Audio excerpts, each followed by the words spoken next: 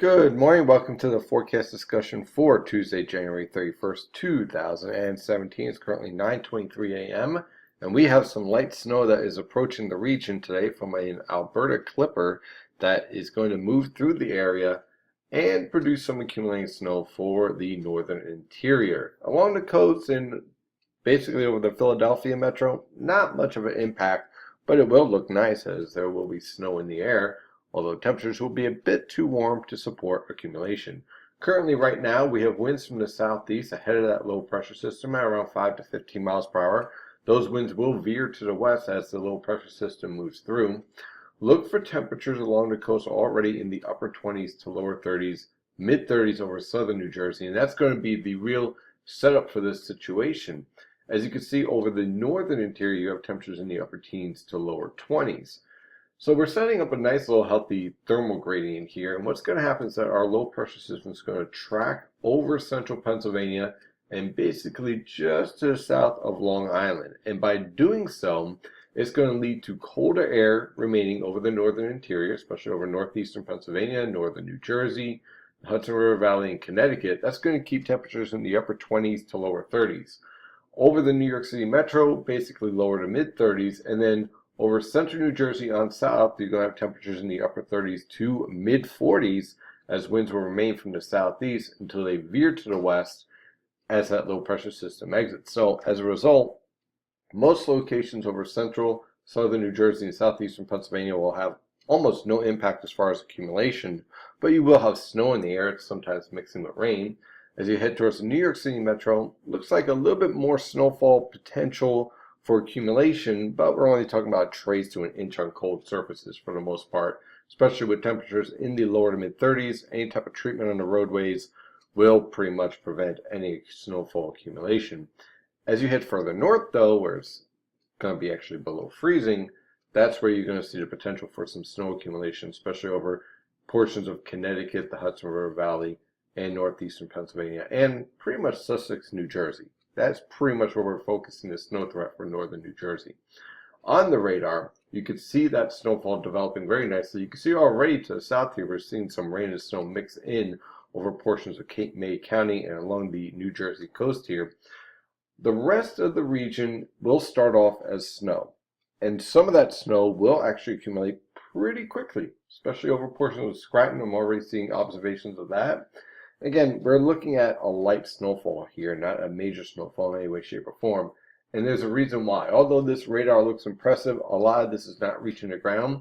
And one thing to watch out for is something that I call convective snow, like this part right here. Now, the issue with convective snow is that over one location, you will get a burst of heavy snow. On the flip side, because of the rising air, the air has to sink somewhere. And so you end up with what you see right here, which is very light snow or no snow at all. So what we're going to see here, especially over the northern tier, is that you're going to see a lot of areas where you're going to get a trace to 2 inches or 1 inch. And then you're going to get these pockets of 2, 3 inches of snow, maybe even 4 inches of snow, with these little bursts that are going to pop up over portions of Connecticut and the Hudson River Valley and northeastern Pennsylvania. And so with those bursts, you're going to get these little bullseyes of heavier snowfall, but then around those areas of bullseyes, snowfall amounts actually might be below an inch because of that influence of convective snow. So it's going to be interesting to watch as this whole system moves to the east. On the infrared satellite picture, I want to make a couple of points here that this low pressure system is weakening. Earlier this morning, around 4 a.m., this low was basically on the south shore of Lake Michigan, and it was around 997 millibars. Now it's up to 999 millibars, and also you can also tell that a storm is weakening by the cloud tops.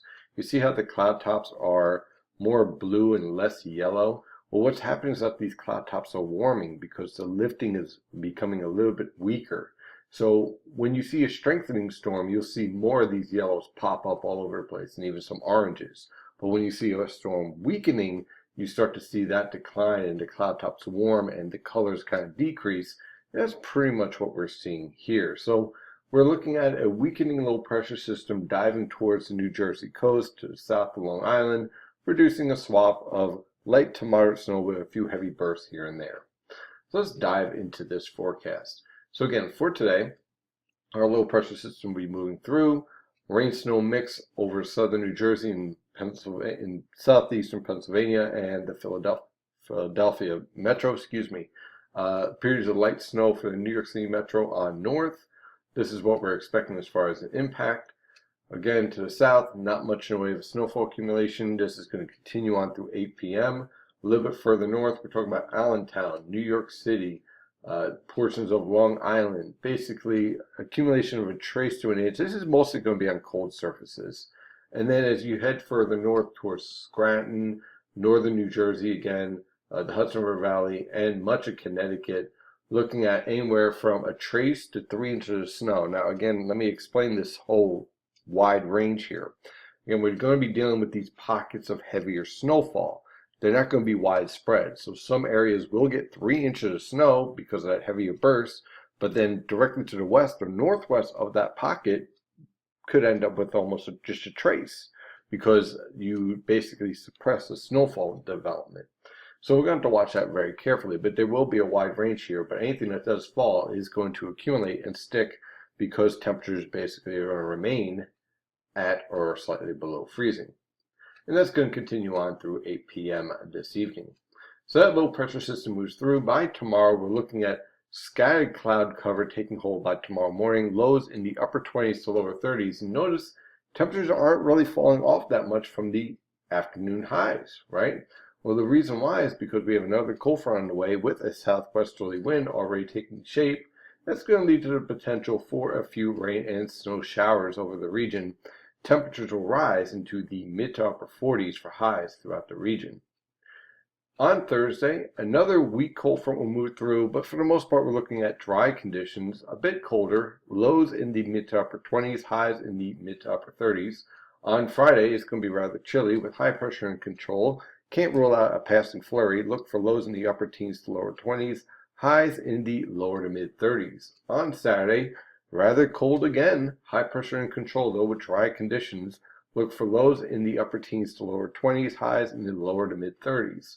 On Sunday, we're watching this low pressure system and how it interacts with this low pressure system very closely. As it stands right now, it does not look like we're going to see a phase with these two low pressure systems. However, any adjustment in the forecast, any shift or if these disturbances interact, you end up with the potential for a major winter storm. So we're watching that very, very carefully. As it stands right now, Sunday will experience increasing clouds throughout the day, a few snow showers developing towards the evening. Look for lows in the upper teens to lower 20s, highs in the lower to mid 30s. On Monday, that low pressure system will be off the coast. Now, as it stands right now, these two only have limited interaction after the storm passes our region. So pretty much just looking on Monday for more of rain snow showers with temperatures in the mid to upper 20s for lows and upper 30s to mid 40s for highs throughout the region. Not all that impressive of a low pressure system as it stands right now. We'll watch this very carefully as this can change significantly. On Tuesday, high pressure will be in control and start slipping off the coast. That means winds will veer to the southwest and we'll have warmer conditions as well. Look for lows in the upper 20s to lower 30s and highs in the upper 40s to lower 50s. And then ahead of this cold front on Wednesday, we'll warm up well above normal for a very short period of time with lows in the mid to upper 40s, highs in the upper 50s, could even see a few 60s. And then we get smacked right back down into reality behind this cold front where we fall back into the 30s for Thursday and Friday. So it's going to be a nice little 30-degree swing between this cold front here as it moves through by the end of next week. That is your forecast discussion for today. Thank you for following NYNJPA weather, and as always, stay safe out there.